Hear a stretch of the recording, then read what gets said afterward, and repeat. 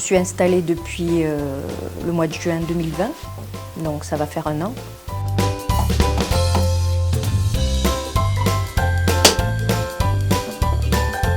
Alors la terre, on ne trouve pas, puisque je travaille le grès, on ne trouve pas du grès sur place, hélas. Donc je suis obligée de le faire venir par camion. Donc cette terre, ce grès vient de Saint-Amand-en-Puisé.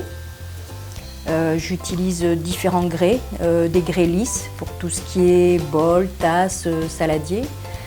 Ensuite, pour tout ce qui est poterie de jardin, plat à four, là j'utilise des terres chamottées, c'est-à-dire des terres qui vont supporter des chocs thermiques, qui vont résister, qui vont moins se déformer. Alors je reçois donc cette terre sous forme de pain, de blocs ou de galettes. Je les retravaille avant de les tourner. Donc il faut d'abord les pétrir, les affiner, les rendre bien malléables, de manière à ce que le travail soit plus facile, le travail du tournage soit plus facile.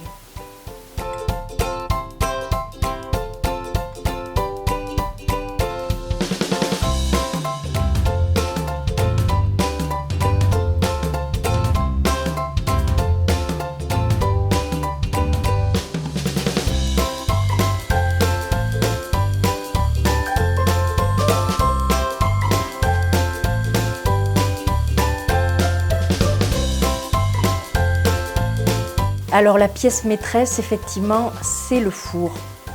Parce que moi, j'aime bien les grosses poteries, je fais effectivement des petites pièces, mais j'aime beaucoup le jardin. Donc je voulais être en mesure de pouvoir faire des poteries assez grandes. Donc je cherchais un four conséquent, c'est-à-dire un gros four à gaz de 500 litres. Et ça a été une rude épreuve, ça a duré quasiment 1 an l'histoire avant de pouvoir trouver ce fameux four.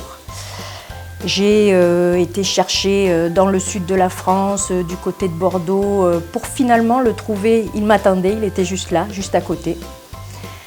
Donc ça a été vraiment une chance.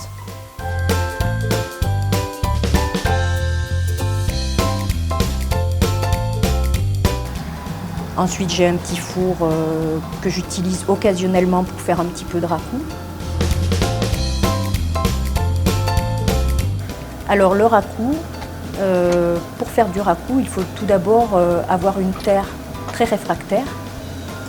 Donc on biscuite les pièces à 980 degrés, donc on les fait pré-cuire.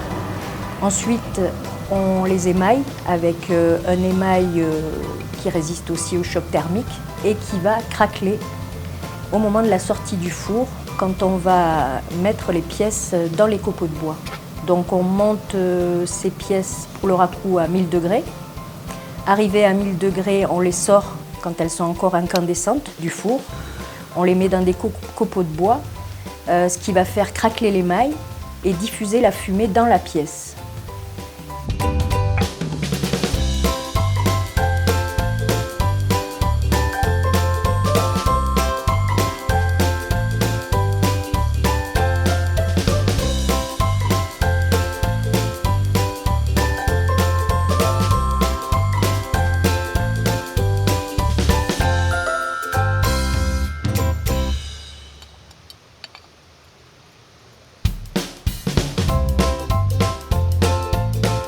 Et ensuite, on les plonge dans l'eau pour stabiliser, fixer justement l'émail et les effets.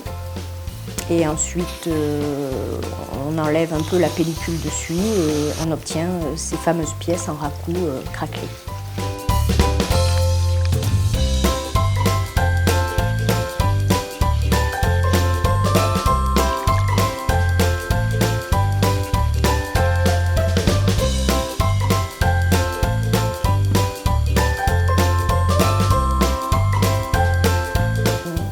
J'ai fait beaucoup de travaux de restauration pour, dans un premier temps, mettre en place un atelier fonctionnel et dans un deuxième temps, un lieu d'exposition où nous sommes là actuellement.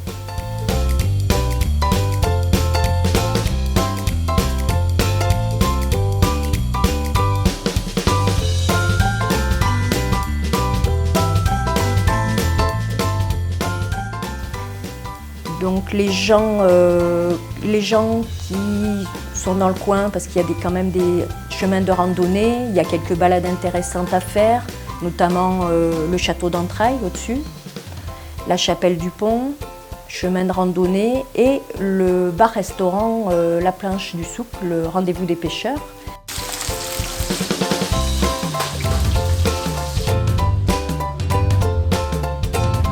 Ce qui me fait plaisir, c'est que les gens s'intéressent à mon travail. On peut prendre le temps de discuter, je peux prendre le temps de leur expliquer mon travail, ma façon de voir la céramique.